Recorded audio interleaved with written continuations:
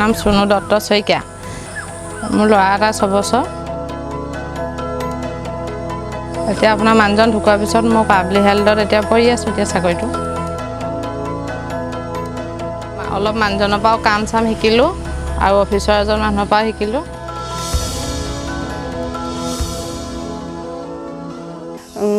পানীৰ আগতে বহুতো অসুবিধা আছিলে আগতে আইৰণ পানী আছিলে